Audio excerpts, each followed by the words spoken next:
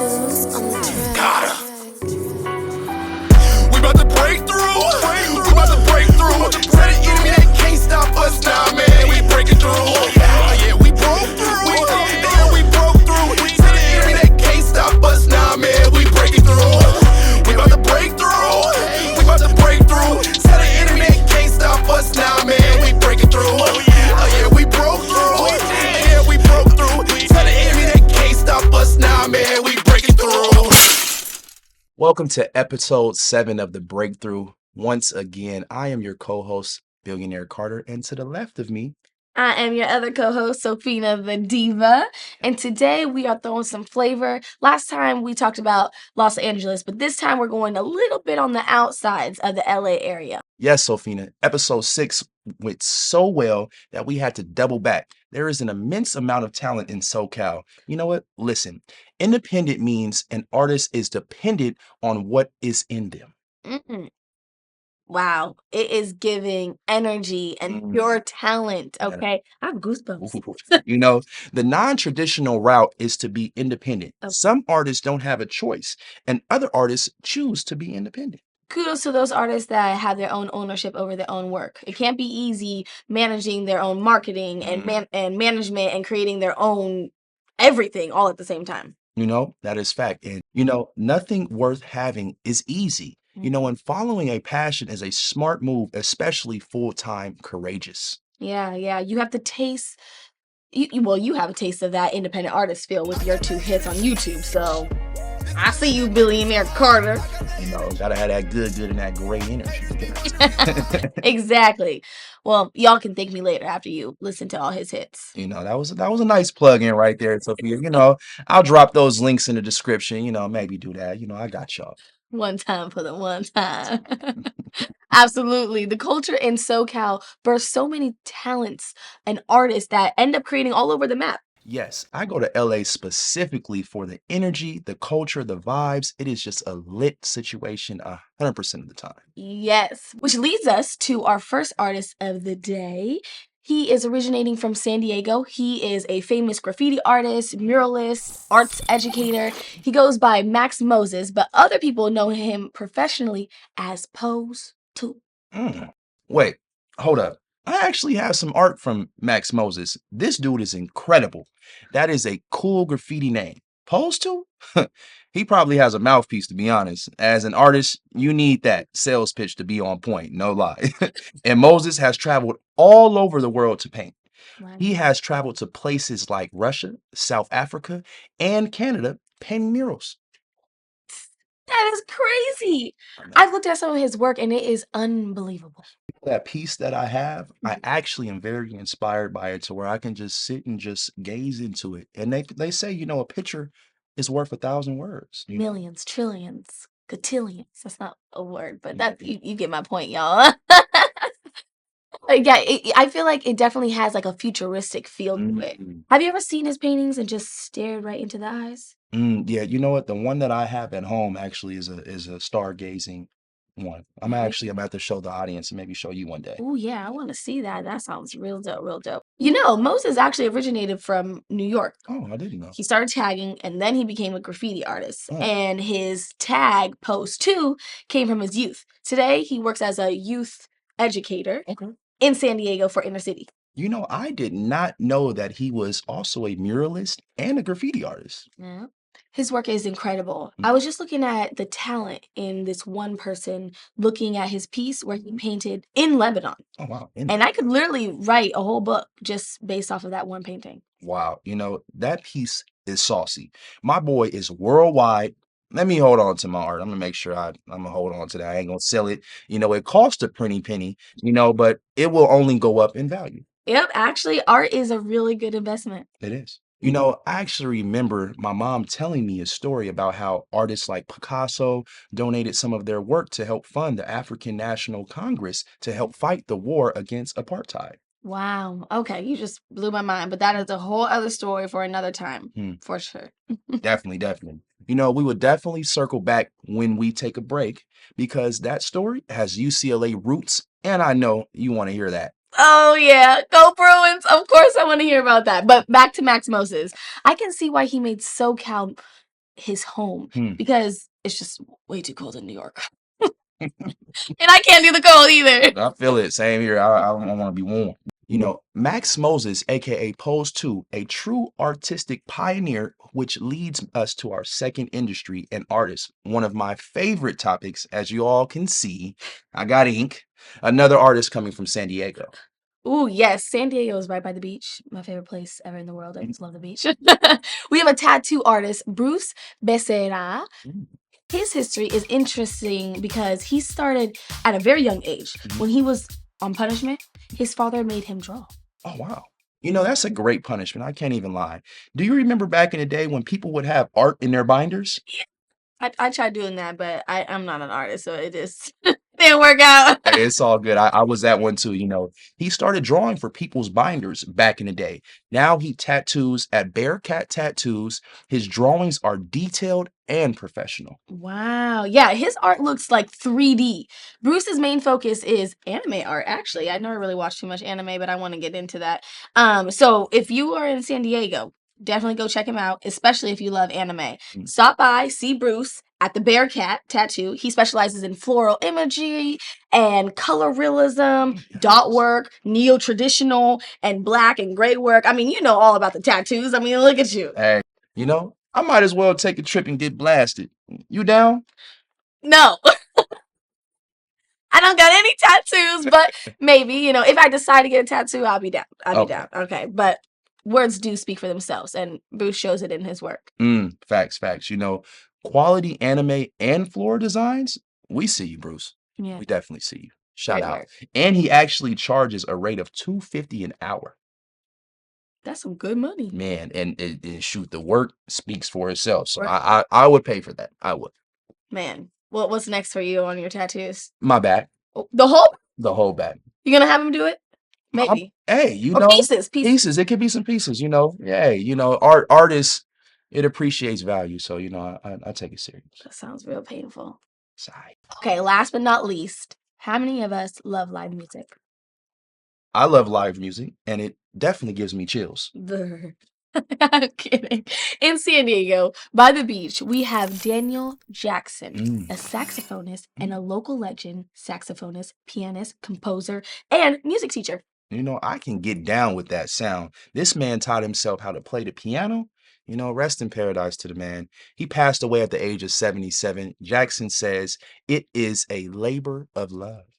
R.I.P. Daniel Jackson. That is literally a beautiful way to put it. He played and inspired many of San Diego's jazz musicians, including bassist Mark Dresser, violinist Jamie Shadowlight, trombonist Dave Scott, and so many others. You know, what an inspiration. In 2013, Jackson was awarded the annual Lifetime Achievement Award from San Diego Music Awards. This legend played every day of his lifetime. No wonder why he was a great. Yeah, and although, you know, we lost him back in 2014, his music and his story and his teachings live past his death. Facts. You know, art comes in all forms. You heard here on The Breakthrough, independent and talented artists from the SoCal area are so much flavor. Yep, you can really tell when someone is passionate about what they do, and it just really shows in their work. But that is episode 7 of The Breakthrough. Before you go, comment what industry of artists interest you most. Might as well leave us with a like, you know, exactly, and subscribe as well. And we wanted to say thank you all for tuning in, and it's been an amazing time. And don't forget to follow us on Instagram at The Breakthrough 2019. And until then, Breakthrough.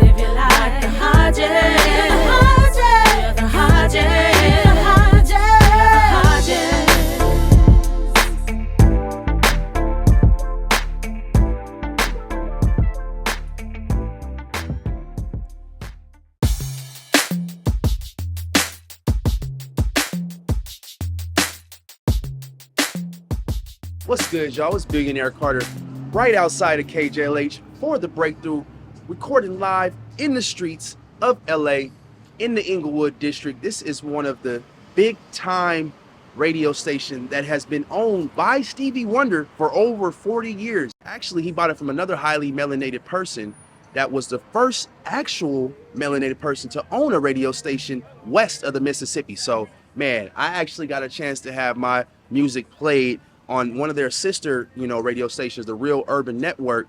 Shout out to Paris Esquivel. Man, he was a great host of that show and a wonderful connection that was actually brought to me by one of our producers. My mother is actually one of my biggest plugs. So, man, KJLH has been a part of my life forever. Welcome to Inglewood.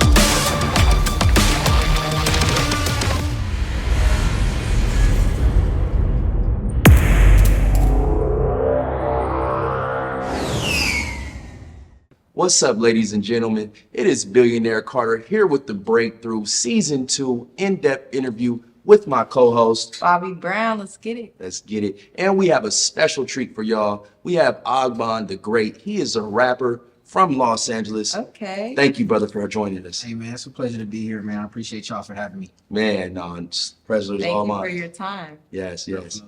So we're going to get straight into it. How did you begin rapping? So I started rapping when I was like 13, 14. I really got into it because of my cousin. He used to take me to like battle raps with him when I was in middle school. And like, I just like, I kind of fell in love with the culture. So that's where it started, was like writing raps in my composition book. And here and there, like I would sit at my parents' computer, go on YouTube and like listen to beats and just write raps and, compare raps with my cousin. And I started recording. I got a knack for it and it just kept going from there. Man, in the composition book. We all have one of those. Seventh grade days. Like, it was supposed to be for history notes. I was writing rap. Agbon, what's your biggest accomplishment up to date? I'm actually reading a book right now that's been reforming my mind on like goal setting. It's called Okay. Atomic Habits. So I try not to like mark down so-called accomplishments. I try to just fall in love with the process of becoming successful. But I would say like, learning more in depth about like finance and stock investing and stuff like that. I would say that's been my biggest accomplishment to myself, just becoming more financially literate and aware of things on the corporate and business side, because capitalism does run America at the end of the day. And, with being an independent artist, you have to have your finances Yes. in order. Exactly. Gotcha. So, and that's a big thing for all independent artists out there. Like, my biggest piece of advice, learn the business side. Because if you don't know it, you ain't gonna succeed. You're right. So speaking of that, so how has Los Angeles supported your gifts as being a rap artist? I mean, I don't think I'm really on a major scale like that even yet. Like, I got my local supporters, like everyone from the district, everybody that really, you know, came up around me that's known me since I, you know, started and been working with music. I have a lot of supporters like on a bigger end outside of LA, like South Florida. I got a lot of supporters, like a couple of supporters in Paris. My uncle stays out there. He's been spreading my music out there really crazy. So I find that a lot of people outside of the city gravitate, and then, you know, that's how LA is. Once they see something going on, and everybody else kind of follow through on the train. Very true. You Very know, true. That's how it is. So how important to you is it to be independent, an independent artist? That's the most important to me. I mean, at the end of the day, I would rather, you know, build something for myself. It's something that I could leave behind, Right. you know, a sort of legacy. You know what I'm saying? Like, I'm not against distro deals and things like that, but as long as I have full control of my creation, that's what matters most. That's what's up. Well, you know, we are on the breakthrough, and I got a question for you. How will you know when you break through? That's also a good question. I feel like, you know, you broke through once you are able to make a sustainable living. I feel like, you know, off your craft. I feel like that's everybody's goal, you know, to do something they enjoy and to be able to make not just a sustainable living, but actually do what you want to do, travel, see where you want to see, you know, to get paid to do a show and rap shit that I love rapping in front of 50, 100,000 people. Who's going to turn that down? So I feel like that'll be when I break through, you know. But we ain't doing bad right now. You know? Hey, We're not I doing can bad see. at all. Lavish, I see by the rings. man, and Doing his something. and his mindset, Yeah. especially what you reading, and that's all in the realm I'm in, man. So I'm gonna help out my young brother as well too with some of the gems I got as well, because your mind is already there, and that's the one thing that most people don't understand is if your mind is not there first, you ain't gonna really be able to take those steps. So I'm glad you're taking those steps and reading, getting that knowledge about that financial literacy, man. I'm proud of you, brother. Yeah, I mean, honestly, I really just got into this bag in the past, like, I want to say year or so. I was having some like ups and downs with the stock market. I got into like stock options.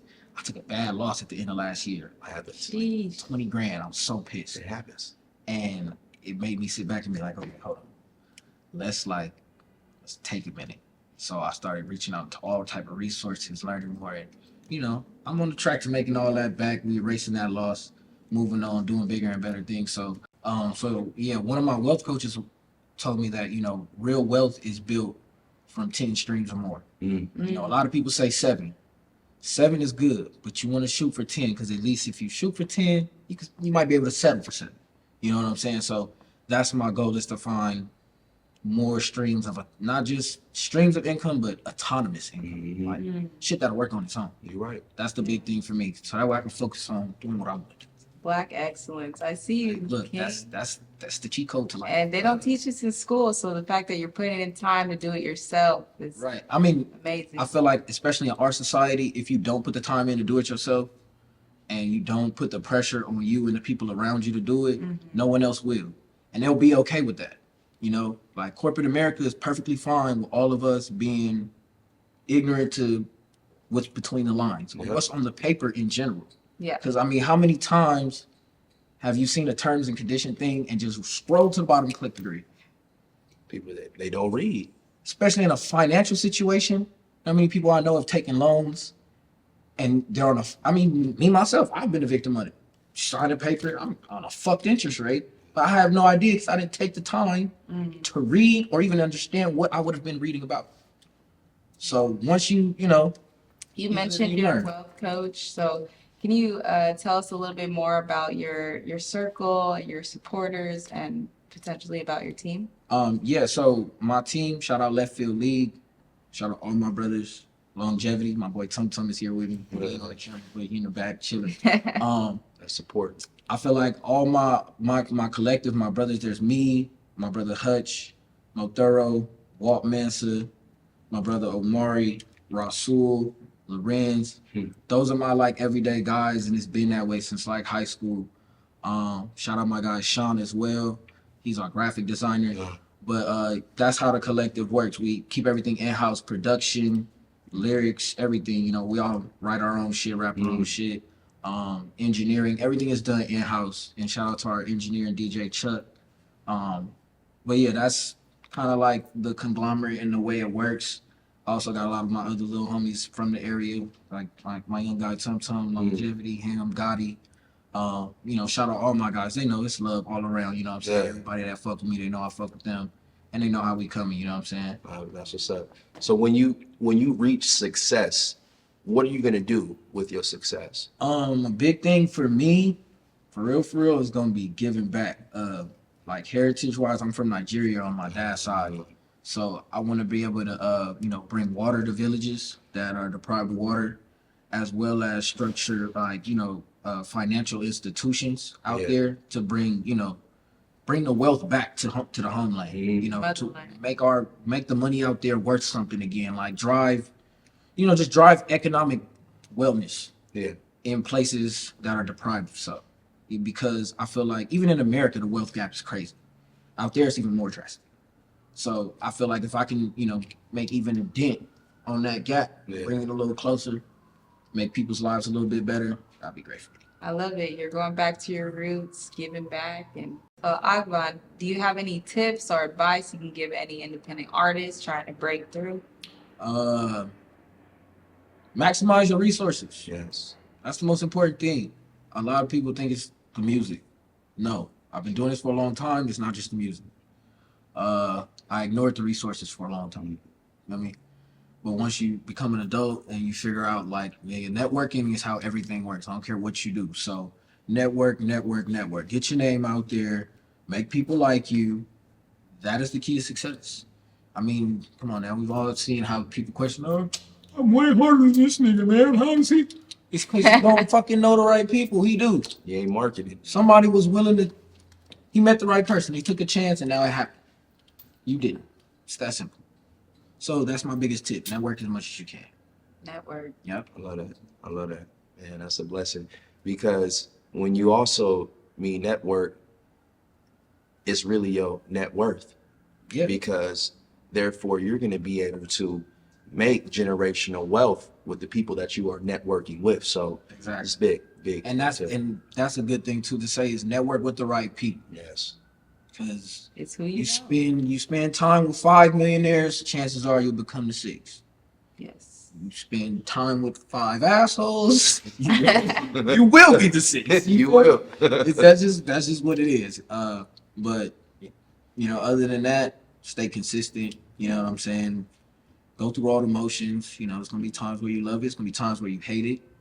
And if you really got a passion for anything, whether it's artistry, you know, whatever you want to do, you just gotta go. You gotta go through all the motions, but fall in love with the process. Like I was saying earlier, Yeah. like emulate what the successful people do. Fall in love with that shit, even the shit that no one wants to do. You get comfortable doing the shit everyone else is uncomfortable doing. You can't lose. It's that simple. Yep, fall in love with the unknown. It's a blessing, Yeah, man. too.